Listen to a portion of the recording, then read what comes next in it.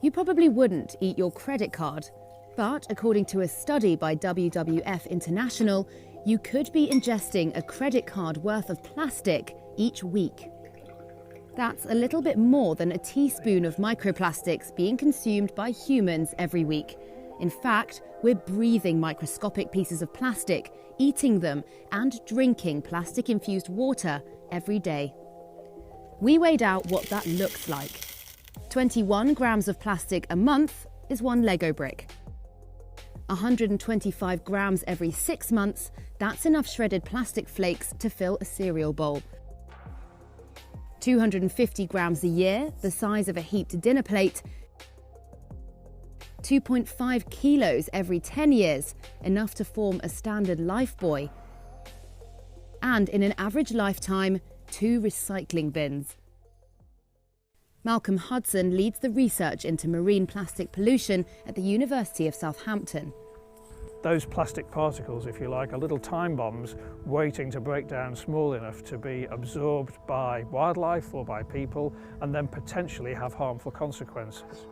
The WWF International study found that we're mainly ingesting microplastic through drinking water, but also via sources like shellfish, which tend to be eaten whole, so the plastic in their digestive systems is also consumed. As plastic is not biodegradable, it ultimately ends up everywhere, even in the most remote locations, from the depths of the ocean to Arctic ice, and our bodies. While we do swallow plastics in our food, we are mostly passing that through, and it may not be harming us. However, there are the smaller plastics. So when we talk about microplastics, we're talking about things smaller than 5 millimeters in size. But plastic breaks down into in the environment into smaller and smaller pieces. So we can go from millimeters down to nanometers. And when we're down at the nanometer scale, we're talking about nanoparticles here, it is possible that they could be absorbed by our digestive systems and end up in our bodies. So it could pass into our blood or lymphatic system and end up in our organs. And we are still learning about how many plastics there are at these very small sizes. Dozens of reports have been published on microplastics, but the scientific community is still only scratching the surface of understanding just how much plastic we consume and how harmful it could be. What we can say, I think, with some certainty is if we carry on at the moment, as we're going, producing more and more plastic, not managing the waste very well, eventually we'll reach levels where there are thresholds exceeded and there are harmful effects on the environment and potentially even on ourselves. All right, Shalom. First and foremost, as always, I want to give all praise, honor, and glory unto Yahweh, Bahashem Yahushua, Bahashem Merkakadash, and double honors to the apostles and elders of Great Millstone that taught me this truth, and much respect to the brothers out there laboring in his work, and also to the believers scattered across the 4 corners of the earth, the hopeful leg that you will say Shalom. It's going to be a quick lesson, all right? Quick lesson through the spirit. One of them vexation type lessons. Just dealing with the shit that we got to deal with in Babylon the Great, all right? As far as, the stuff that we eat, the stuff that we drink, the air that we breathe, all this stuff combined has an overall effect on our body, and we really don't understand, how affected we are, all right? We don't even know what real health means or what it feels like to be healthy. The foods that we eat are GMO, non-nutrient, all right? The water is tainted, as you saw in the opening clip, all right? And you also are consuming plastics, up to a gram a week. Or is it 5 grams a week? All right, the equivalent to a credit card. This is how much plastic that you are consuming within a week, And so not only is the water, tainted with fluoride, metals and such, man, and iron and all that, which destroys the brain cells, but you also got to deal with plastic in your water, all right? Drinking out of plastic bottles and such. Also, the foods that you eat contain plastics. The air that we breathe contains plastic. Microplastics, you see, and all this stuff is designed to kill off, the population by a slow death, right? So this is why we got, brain problems. We can't really remember things as we should. brain is pretty much polluted with toxins. You see? And this is a result of Esau's rulership. And this is why we're screaming that we got to get the fuck up out of here, man. So I got this Google definition of harmful effects on the plastics in the body, and it says microplastics entering the human body via direct exposures through ingestion or inhalations can lead to an array of health impacts, including inflammation, genotoxicity, oxidative stress, apoptosis, and necrosis, which are linked to an array of negative health outcomes, including cancer and cardiovascular diseases. And these things are, strategically put into your foods and your waters and the atmosphere, man, to slowly kill you off. Everything is centered around depopulation. So I want to get the rest of that. Let's start where we left off at cardiovascular diseases. Right there, all right. After that, you got inflammatory bowel disease. You see, you wondering why you can't, go to the bathroom on the regular, man, because your bowels is messed up. You can't digest the food because it's not nutrients dense. You're not getting the proper fiber. You're not. It goes on to say diabetes. All right. Rheumatoid arthritis, chronic inflammation, autoimmune conditions, neurodegenerative diseases, and stroke. All of these are examples of consuming microplastics. These are just microplastics, all right, being taken in the body. And of course, the guy said you taking in about 5 grams a week, which is equivalent to a credit card. You see? So you eating 5 credit cards a month of plastic. Let's click on some of these words and get a definition just to see exactly what they going into. This is just downright madness, man. Let's see.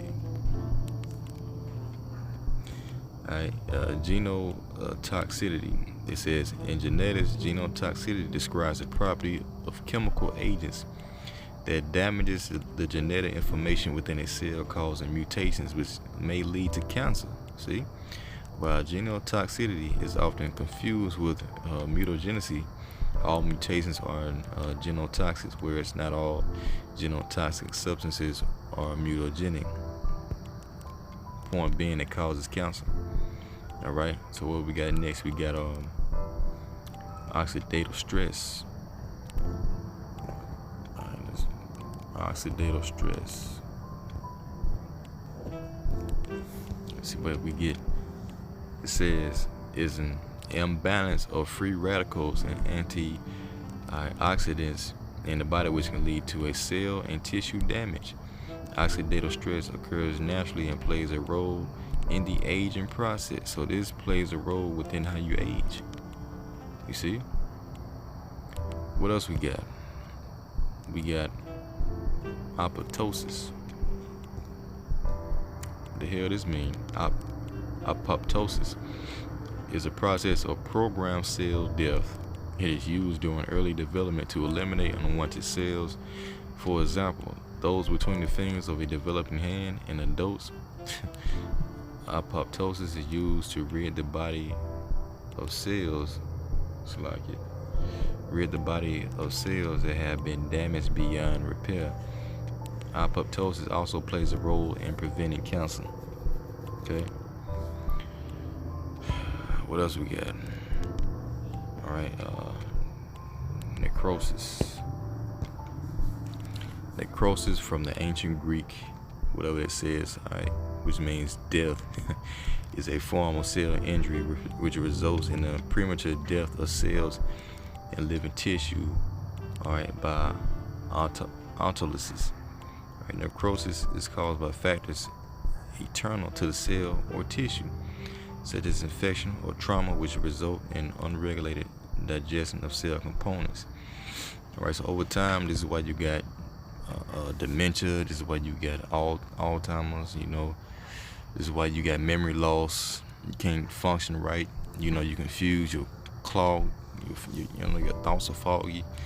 These things overall have a effect on your brain, and everything is centered towards your brain. All right, and it causes you to be dumbed down, causes you to not have senses. You see, and this is what Esau wants, man. All right, Scripture tell that this man is as death. You see. So at the end of the day, we got to get the fuck up out of here, man. As Elder Yashwan would say, you know, you got to get the fuck up out of here. This shit is vexation. Let's go to Ecclesiastes, man. Before we get that, all right? Because I heard it was a speech by this banker. I think it was called the Banker's Forum. You know, some of you brothers may have saw it, but you know, this guy was pretty much saying that, you know, the whole time we've been trying to depopulate, but it has not worked, you know, in the manner that they wanted it to work, you see? And this is because the Lord is the one that's ultimately showing his mercy, man. All right? Yeah, Lamentations 3:22. It is of the Lord's mercies that we are not consumed. You see? And why is it? Because this man is trying to kill us off. Just like during the time of Egypt, man. Right? Pharaoh, he wanted to kill off and deal wisely with the Israelites. You know, mainly the men. You see? That's why he got this agenda of, you know, of feminizing the man, you know, demasculating the man, and pushing this gay agenda, you know, this homosexual agenda. This is to control population, man, and to keep us at bay, you see? So again, it is of the Lord's mercy that we are not consumed, because his compassions fail not, you see? So the Lord is the one that's holding us upright while this man is trying to get rid of us, man. Ecclesiastes 1 and verse 13, it says, and I gave my heart to seek and search out by wisdom concerning all things that are done under the heaven. This sort of travail have the Most High given to the sons of man to be exercised therewith. I have seen all the works that are done under the sun, and behold, all is vanity and vexation of spirit. That which is crooked cannot be made straight. And who is ultimately crooked, man? That's Esau. Everything that this nigga pushes out equals death. You know, it don't matter what it is. See? Even when this man tries to help you, man, he's killing you. Let's put it like that, man. Okay, so let's read it again. That which is crooked cannot be made straight, and that which is wanting cannot be numbered. I commune with my own heart, saying, lo, I am come to great estate, and I've got more wisdom than all they that have been before me in Jerusalem. Yeah, my heart had great experience of wisdom and knowledge, and I gave my heart to know wisdom and to know madness and folly. I perceive that this also is vexation of spirit, you see? For much wisdom is grief, and he that increaseth knowledge increaseth sorrow. That's right. You know, when you come into this ministry, man, what you find out that has been hidden from you this whole time is the fact that these people are secretly trying to kill off, all right, the so-called Negro, Latino, Native Americans, you know, which are the Israelites. And you understand why, according to biblical prophecy. You know, that's why you got Planned Parenthood, you know, at the block of every hood, you know what I'm saying? You got Funyuns and Fagos, you know, as the brothers always go into, which contain, you know, cancer-causing agents as well. And just the foods in general, man, all right, that they're designed to specifically target the genes of the Israelites, you know, and it pretty much emasculates the man, you know, and it gives the woman more testosterone. Meanwhile, the man develops more, what's the other word? Estrogen. Yeah, so it's like a flip-flop. That's why you got so many, you know, men turning to faggots. So many women want to be men. It's because of, you know, this damn devil, man. And this is why he got to be fucking put down, you know? This is why the devil got to be put down, you see? So, yeah, I mean, then what I want to get?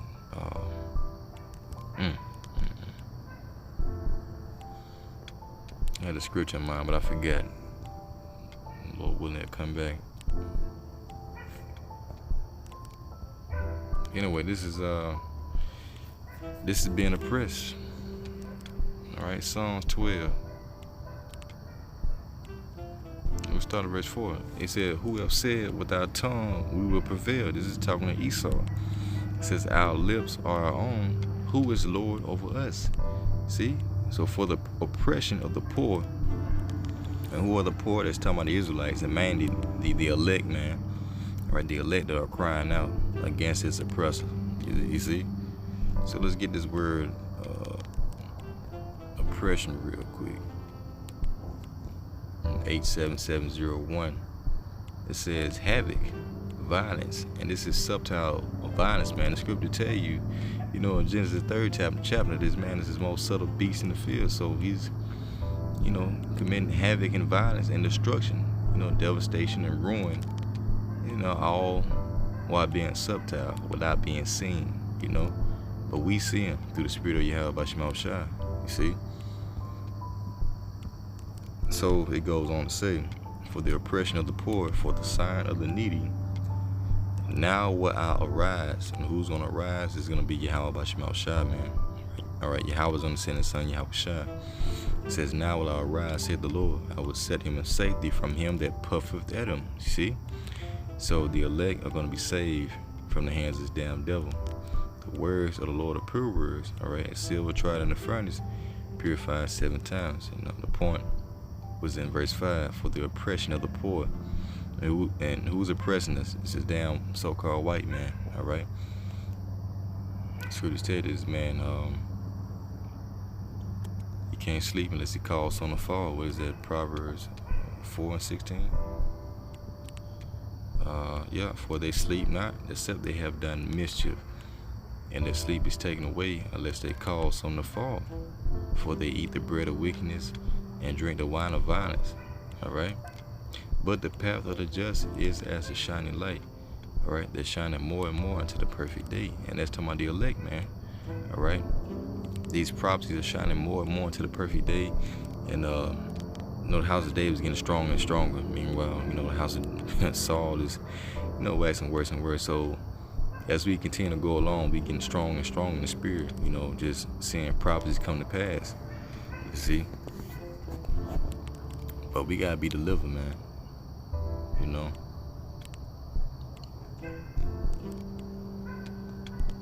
This is why we out on the highways and byways crying now, because we see what you niggas don't see, or care to see, should I say. Isaiah 19,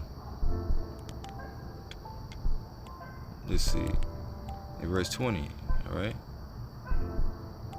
In verse 19, all right, it says, in that day there should be an altar to the Lord, Yahweh by Shema Shai, in the midst of the land of Egypt, talking about America, and that pillar at the border thereof to the Lord. And it shall be for a sign and for a witness unto the Lord of hosts in the land of Egypt. For they shall cry unto the Lord, Yahweh by Shema Shai, because of the oppressors. And he shall send them a Savior and a great one, and he shall deliver them. You see? So, hey, we looking for peace on earth, man. All right? We looking for a new heaven and a new earth, you know, wherein dwelleth righteousness. You know? Esau shooting all kind of arrows and shit, and people getting hit and don't even know who's shooting. You see?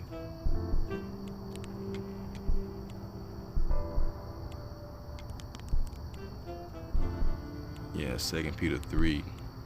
All right. Let's start at verse 11. Seeing then that all these things shall be dissolved, what manner of persons ought ye to be in all holy conversation and godliness? You see? Looking forward, hastening to the coming of the day of the Lord, wherein the heavens being on fire shall be dissolved. All right, and the elements shall melt with fervent heat. So everything's been tainted, and the Lord has to pretty much, hey, destroy everything in America. All right, this place is a council. You know, speaking of council, this place is a council. You see?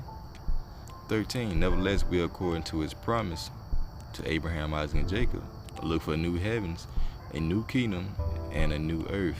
The earth is gonna be refreshed. It says, wherein dwelleth righteousness. You see? Wherefore, beloved, seeing that you look for such things, be diligent that you may be found of him in peace, without spot and blameless. All right. So we gotta deal with this bullshit in the meantime. All right. But hey, as we can see, prophecies are coming to pass, and hey, Yahweh by Shema Shai, man, is on his way. All right, soon. So that's all I got. You know, Lord willing, you will edify. Till next time I say, Shalom.